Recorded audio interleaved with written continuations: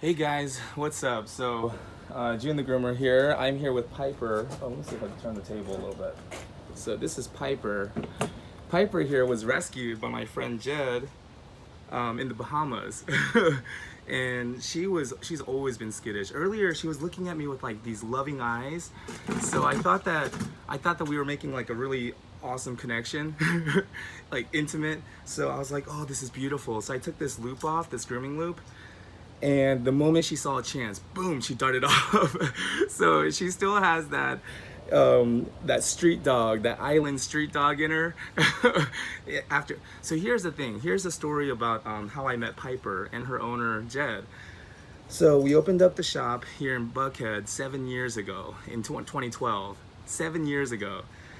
And I was so desperate for business. I was so scared and just so worried about if I was going to be able to, earn enough money, make enough money to, be successful. I didn't want to be a failure.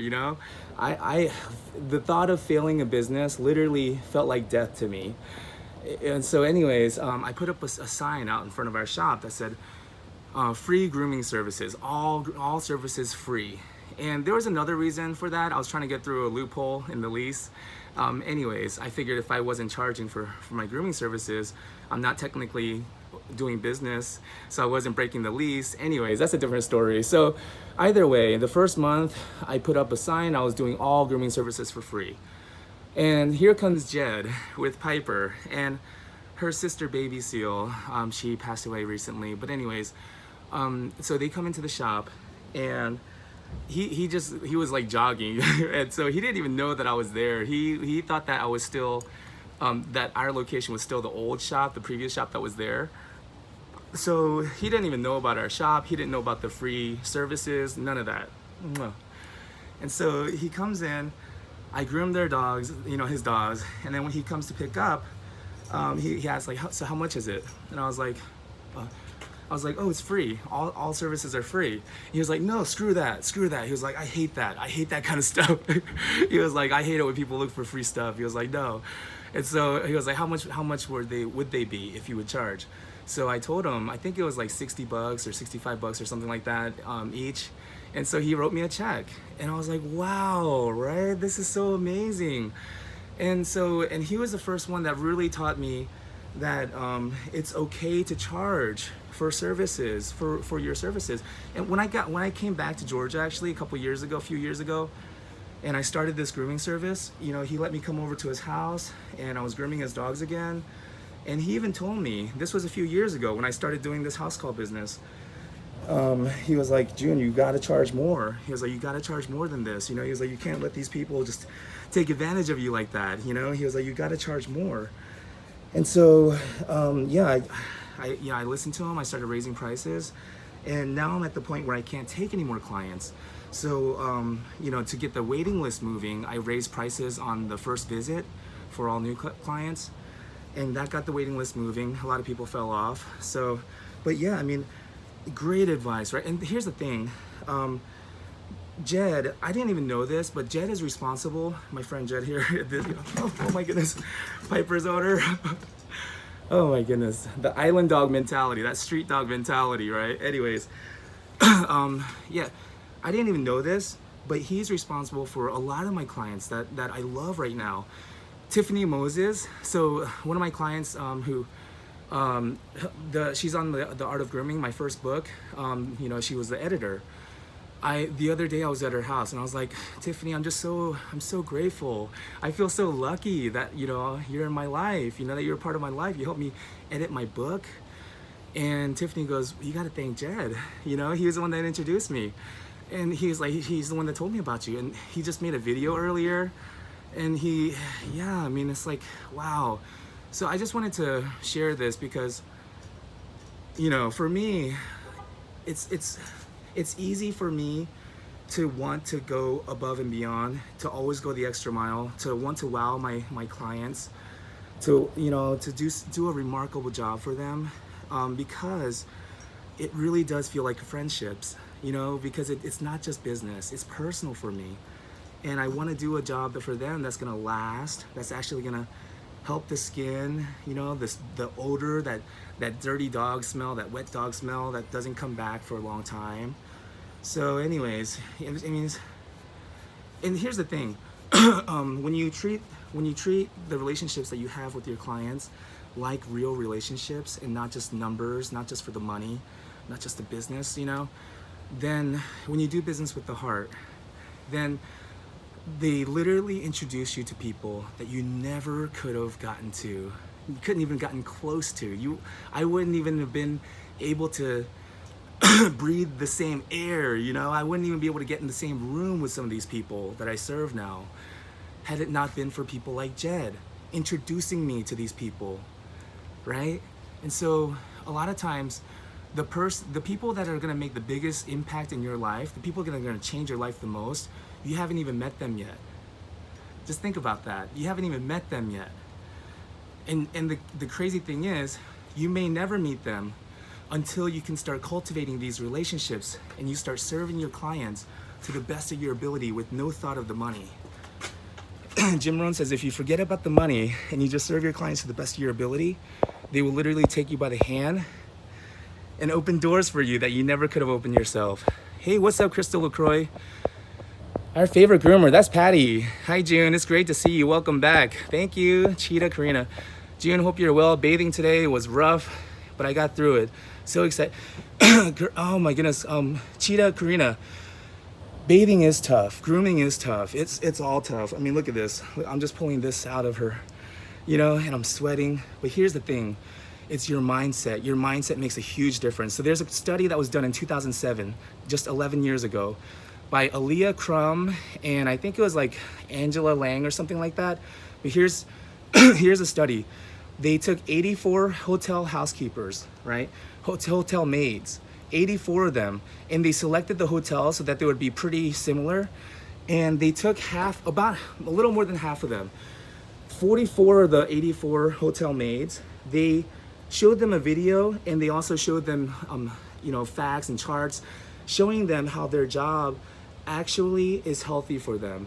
How cleaning the floors, you know, dusting, pushing the vacuum cleaner, all of these activities, they listed them, they showed how many calories they burn, and they, you know, how they were saying how, you know, this is actually more than enough exercise to meet the daily requirements. You are actually a very active and healthy person, you know, just by being just by doing your job as a hotel housekeeper. So they came back in a month, right? And the 44 hotel maids, all of them showed improved health, you know, physical health. Their blood pressure was down. They showed, you know, improved signs of like stress levels and everything. They lost weight, an average of 2 pounds within a month. They lost an average of 2 pounds, and they were overall just healthier. And then the other half that didn't get any of the information, you know, the control group that, you know, just went about their day the same, no improved change, nothing changed for them. And the crazy thing is, the group that got all the benefits, the group that got all the benefits, nothing really changed for them either. They still did the same, nothing changed in their life. They still did the same job, they just did it with a different mindset. They were thinking, this is actually helping me. I'm burning calories, this is healthy for me. You know, so because they did it with a different mindset, they actually started to get health benefits that were measurable.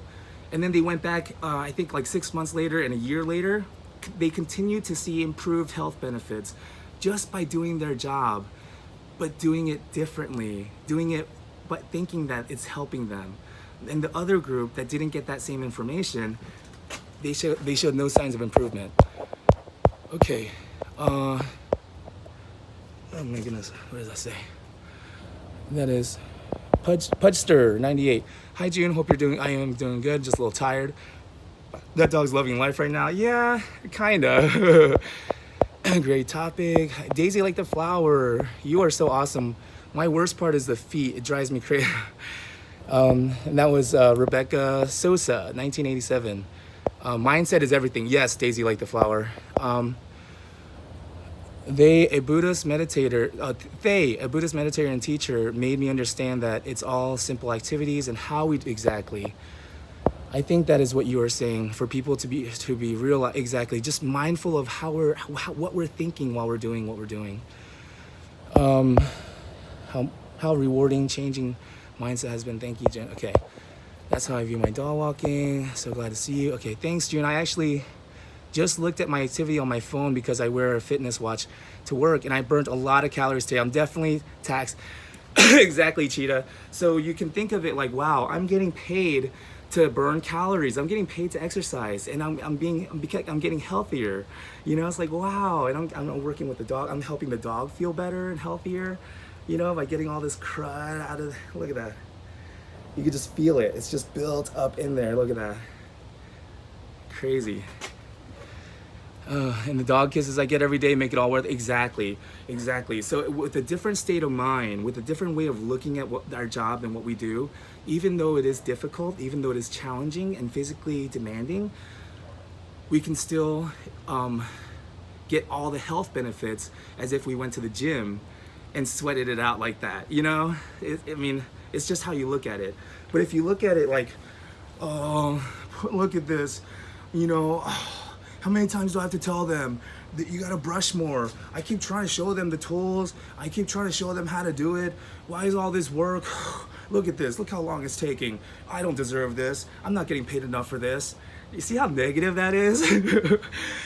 I mean, even me, it kind of put me in a low vibration, low feeling, just even mockingly doing that, you know?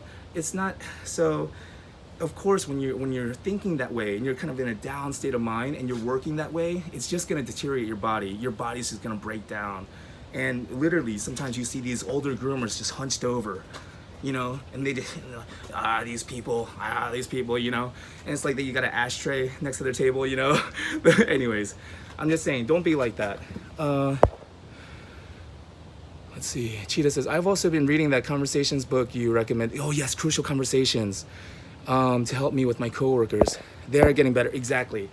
And that book has helped me as well, Crucial Conversations. You know, just by, learning to take my emotions out of it and realizing what is it I'm trying to achieve here? What is the end goal that I'm trying to achieve? You know, what is the mutually beneficial goal that we're both striving towards, you know? And just keep the conversations, you know, focused on that rather than getting emotional, trying to prove myself right and the other person wrong. Okay. So, yeah, just wanted to share that. Okay. Hanover, yay, June. Kat Harris. Oh, what's up, Kat Harris? How are you? And my dad is actually going back to Alaska soon. He's here. And we're getting along. Anyways, I'm gonna go ahead and finish up getting her all combed out. Look at all this. So if I were to wash her with all of this, you know, and I got a bunch in a trash bag too, but all of this still in her, it would literally be like if I went home today and I didn't take off my undershirt, just this outer shirt here and my boxers, and I just showered in it, you know? And I did it over and over again for weeks, 6 weeks, 8 weeks, you know? How bad do you think it'll get? You know, it'll get to the point where I can't cover up with cologne and everything. Anyways, so that's why I take the time to comb and get all this stuff out of the skin before I bathe her. And literally the bath, and she's gonna almost air dry once we're done with the bath, because all of this hair that acts as like a sponge and holds onto the water, so they literally feels impossible to dry them even with a dryer. Then you got to get that high velocity air and high pressure and just blast them dry. Rather than do all that, if I just get this out, then I can, after the bath, spray them with some conditioner, and as I comb her, brush her like this, she literally starts to air dry. Easy. And I mean, I use a hair dryer too, just to speed up the process a little bit and get that nice feel. But yeah, anyways, yeah, once I get done with this and I clear the skin out and the skin is clear, all the dead coat is out, all the dander is out of the skin, then the bath is easy. It doesn't take long at all. She rinses easy, and then she dries quick and easy. So that's my process, and that's how I run my business. Okay. All right, guys. But anyways, I'm gonna get going. I'll see you guys later.